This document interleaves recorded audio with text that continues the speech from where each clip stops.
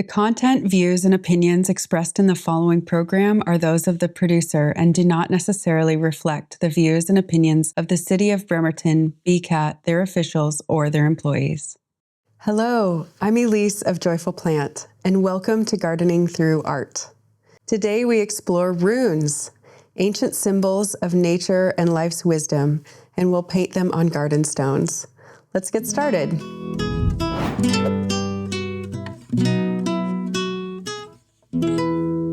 To follow along at home, you'll need a brush, acrylics, backgrounded stones, water, and a paper towel.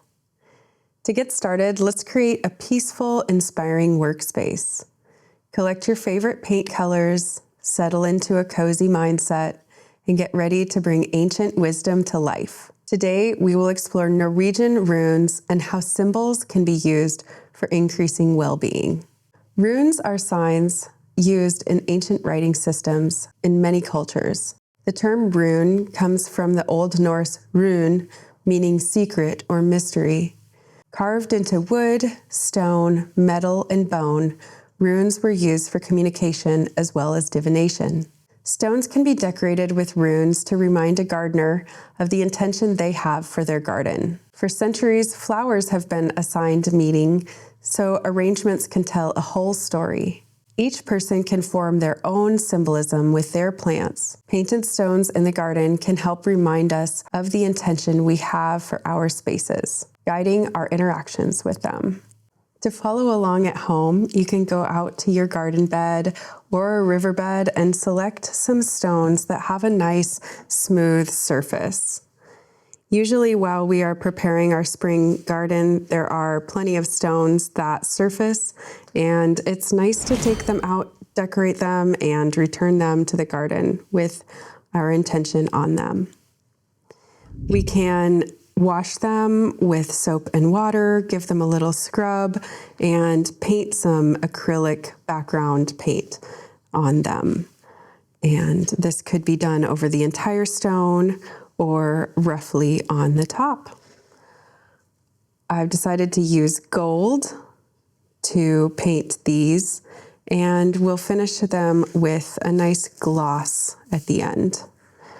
We will start with Wunjo, which is a rune that symbolizes joy, comfort, pleasure, success, and kinship.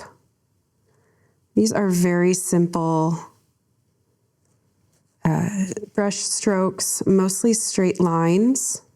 There is no need for perfection while you're painting runes. You might be somebody who likes to do carving, and that would be really nicely done and more traditional than painting. And once you have a very simple rune painted, you can choose what type of decoration you'd like to create. I am doing a simple motif of a double-loaded brush, common in Norwegian rose mauling, to get one color on one side of the brush and a secondary color. Let them blend in the middle. This is a simple approach to create a one-stroke painting style and requires very little effort. Simple C strokes can create a petal. You might set it up on a table or hold it in your hand. And working fairly quickly as acrylic paint tends to dry fast, especially in a lot of heat. Once these paints dry and are covered with a gloss, they should last a long time in your garden. And feel free to be creative with the method. You can use some of your color mixing skills to blend primary colors, or you might have a whole set of acrylics.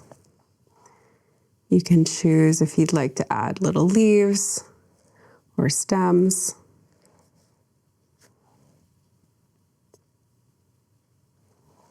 And we'll call that one good. Then we will also use this gold for the dagaz, which stands for dawn. It also can represent illumination, hope, and awakening. Find the best orientation and let yourself relax while you do the painting. It doesn't have to be stressful to put paint on stones. And stone painting is something that has become increasingly popular. A lot of times people like to paint a stone and then hide it somewhere for other people to find. This ends up being a really fun pastime for children and adults.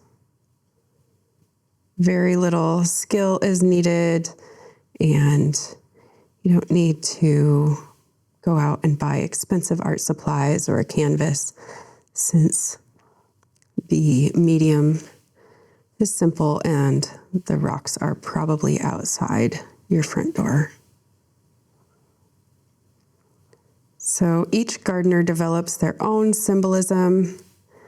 The ancient runes are still being interpreted by archaeologists, and there is not necessarily the same meaning from one person to the next. So I hope that gives you permission to explore and feel a freedom with getting to know these ancient symbols to help make your garden beautiful. And as we bring ourselves out to gardens, we are able to increase our stewardship capacity. We learn to see nature better, and we're able to care for it the more we know.